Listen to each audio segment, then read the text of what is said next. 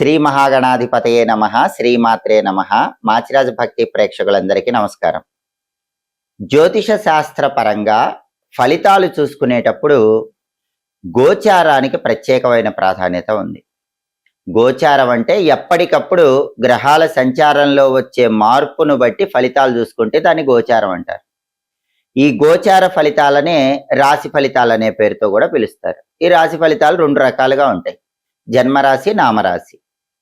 అయితే జన్మరాశికైనా నామరాశికైనా ఫలితాలు చూసుకునేటప్పుడు ప్రధానంగా దీర్ఘకాల సంచారం చేసే గ్రహాలు గనక మారినట్లయితే ఫలితాలు ఎక్కువ కాలం ఉంటాయి. అందుకే ఎప్పుడైనా రాశి ఫలితాలు చూసుకునేటప్పుడు ప్రధానంగా 4 గ్రహాల మార్పు అనేది ఎక్కువ ప్రాధాన్యతను కలిగి ఉంటుంది. ఆ 4 గ్రహాలు ఏంటంటే రాహువు, కేతువు, గురువు, శని. ఈ 4 గ్రహాలు మారినప్పుడు ఆ మార్పు అనేది ఎక్కువ కాలం ఉంటుంది కాబట్టి రాశికి వచ్చే ఫలితం కూడా ఎక్కువ కాలం ప్రభావితం చేస్తూ ఉంటుంది. 2026 సంవత్సరంలో 4 దీర్ఘకాల సంచారం చేసే గ్రహాల్లో దేవగురువు అయినటువంటి బృహస్పతి గురుగ్రహం జూన్ 2వ తేదీ మిథున రాశిలో నుంచి కర్కాటక రాశిలోకి ప్రవేశిస్తున్నాడు. కర్కాటక రాశి గురుగ్రహానికి ఉచ్చ రాశి.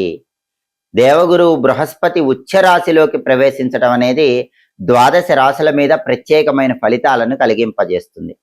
కాబట్టి గురువు జూన్ 2వ తేదీ మిథున రాశిలో నుంచి కర్కాటక రాశిలోకి మారటం వల్ల 12 రాశుల వారికి ఎటువంటి ప్రభావం కలుగుతుందో ఈ వీడియోలో మనం తెలుసుకుందాం.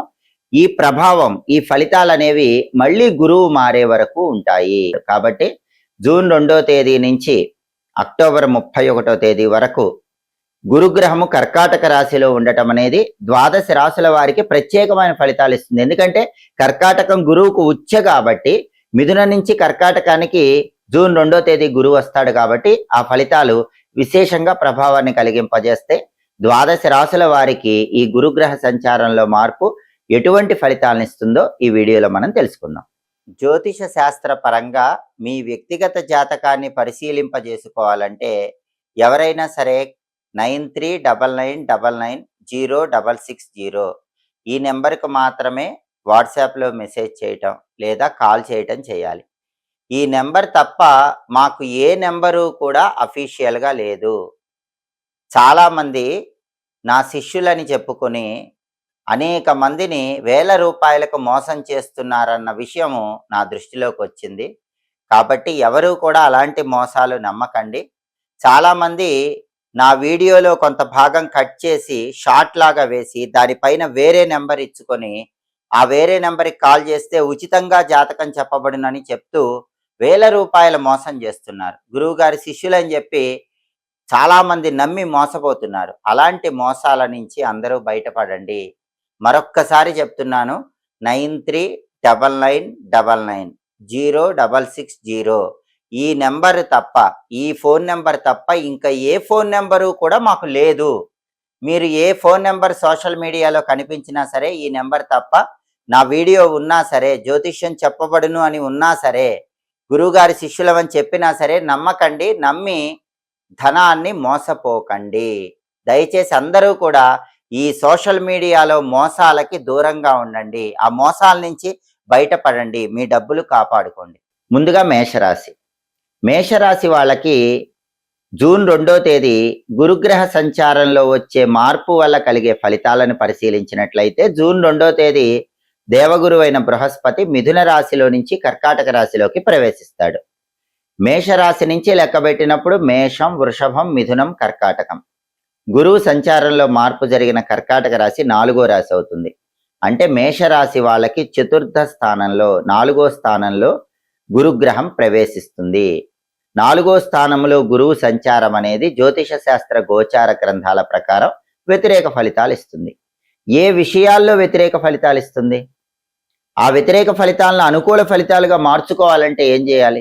మేషరాశి వాళ్ళు జూన్ 2 నుంచి అక్టోబర్ 31 వరకు తీసుకోవాల్సిన ప్రత్యేకమైన జాగ్రత్తలు ఏంటి? ఈ విషయాలు పరిశీలిస్తే 4వ స్థానంలో ఉన్న గురువు మేషరాశి వాళ్ళకి ఎటువంటి ఫలితాలు ఇస్తాడంటే ప్రధానంగా ఖర్చులు పెరిగేలాగా చేస్తాడు. అంటే మేషరాశి వాళ్ళు రూపాయి ఖర్చు పెట్టే చోట 10 రూపాయలు ఖర్చు పెట్టాల్సినటువంటి పరిస్థితిని దేవగురువు బృహస్పతి కలిగింపజేస్తాడు. కాబట్టి మేషరాశి వాళ్ళందరూ కూడా ధనాన్ని ఖర్చు పెట్టేటప్పుడు 1కి 10 సార్లు జాగ్రత్తగా ఆలోచించుకొని ధనాన్ని ఖర్చు చేయాలి. అలాగే ఆదాయం ఉంటుంది, కానీ ఆదాయం కన్నా ఖర్చు పెరిగిపోతూ ఉంటుంది. అంటే సంపాదించేది 100 రూపాయలైతే ఖర్చు పెట్టేది 200 రూపాయలు అన్నట్టు ఉంటుంది. అంటే ఆదాయం కన్నా ఖర్చులు ఎక్కువ పెరిగిపోతూ ఉంటాయి.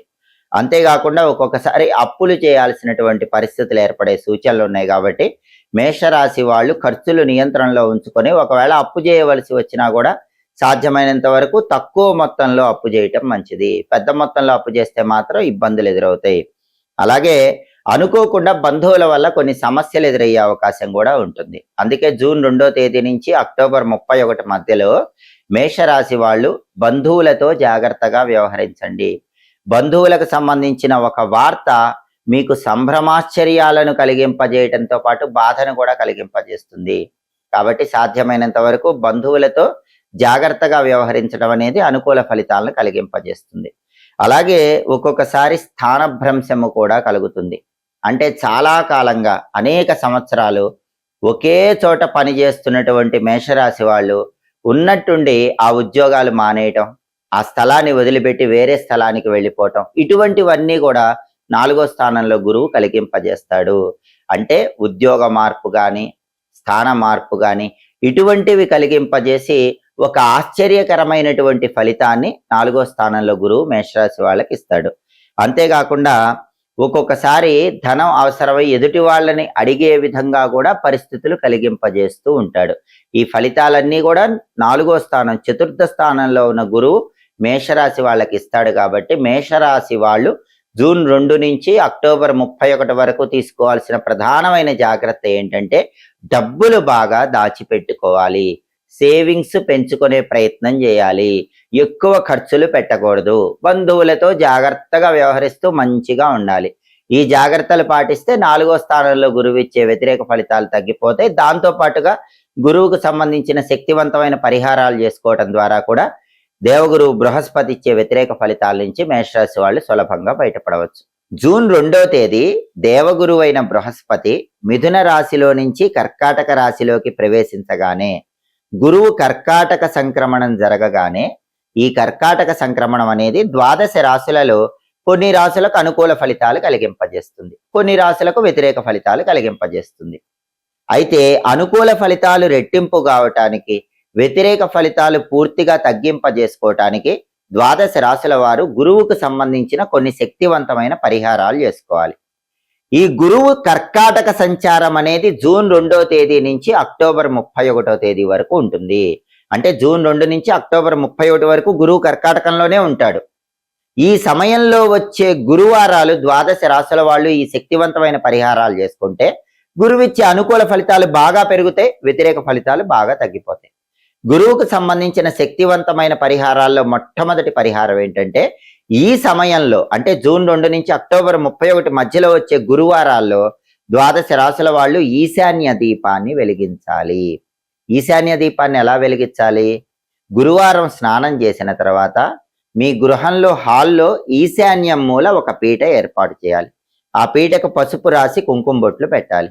ఆ పీట మీద బియ్యపు పిండితో ముగ్గు వేసి ఆ ముగ్గు మీద ఒక మట్టి ప్రమిదలో ఇంకొక మట్టి ప్రమిద ఉంచి ఆవు నెయ్యి పోసి 3 ఒత్తులు కలిపి ఒక ఒత్తిగా చేసి ఆ ఒత్తి ఈశాన్యం వైపు వెలిగేలా దీపాన్ని వెలిగించాలి.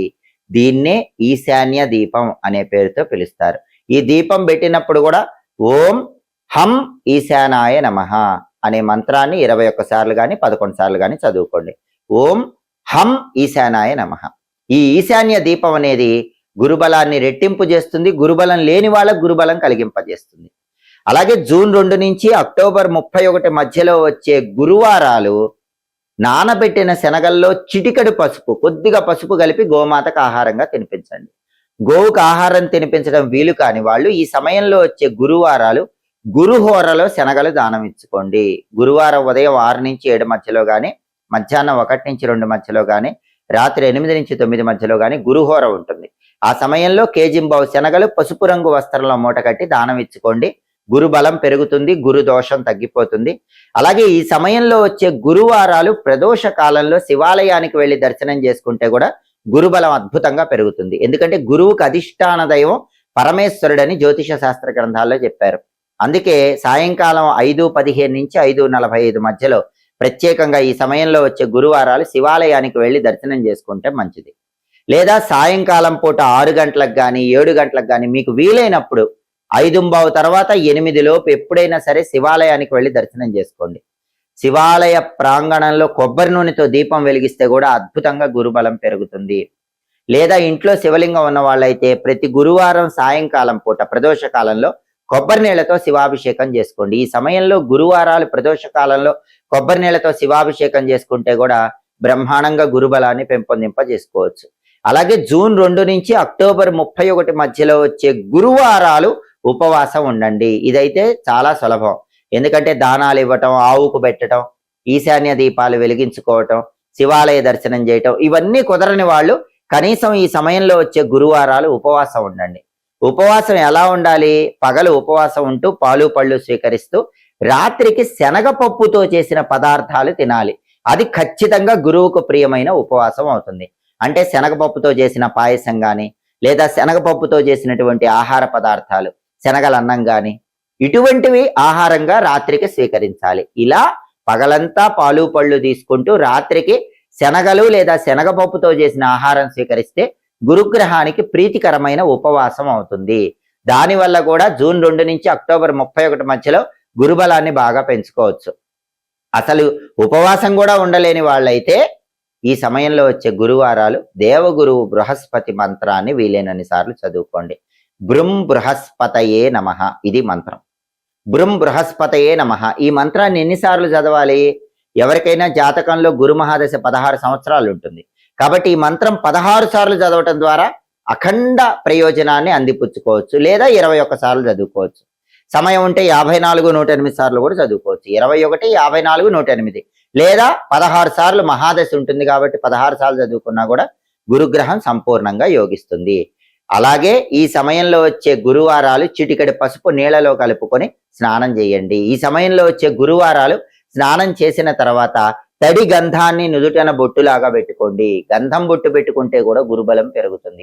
వీటిలో ఏ పరిహారాలైనా చేసుకోండి. ద్వాదశ రాశుల వాళ్ళు గురువు కర్కాటక సంక్రమణం, గురువు మిథునం నుంచి కర్కాటకంలోకి రావటం అనేది పూర్తిగా అనుకూల ఫలితాలు వచ్చేలాగా, వ్యతిరేక ఫలితాలన్నీ పూర్తిగా తొలగింపజేసుకునేలాగా చేసుకుని గురుగ్రహం సంపూర్ణమైన అనుగ్రహానికి సులభంగా పాత్రలకండి. ఎప్పటికప్పుడు ఖగోళంలో గ్రహాల సంచారంలో వచ్చే మార్పు గురించి తెలుసుకోవాలనుకుంటున్నారా? గ్రహాల సంచారంలో మార్పు జరిగినప్పుడు ఆ మార్పు మీకు అనుకూల ఫలితాలు ఇస్తుందో వ్యతిరేక ఫలితాలు ఇస్తుందో తెలుసుకోవాలనుకుంటున్నారా? ఆ మార్పును బట్టి పాటించాల్సిన పరిహారాలు ఏంటో తెలుసుకోవాలనుకుంటున్నారా?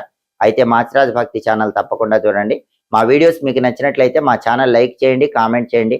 మా ఛానల్ వీడియోస్ 10 మంది మిత్రులకు షేర్ చేయండి. మా ఛానల్ సబ్స్క్రైబ్ చేసుకోండి. పక్కనున్న బెల్ సింబల్ నొక్కటం మాత్రం మర్చిపోకండి.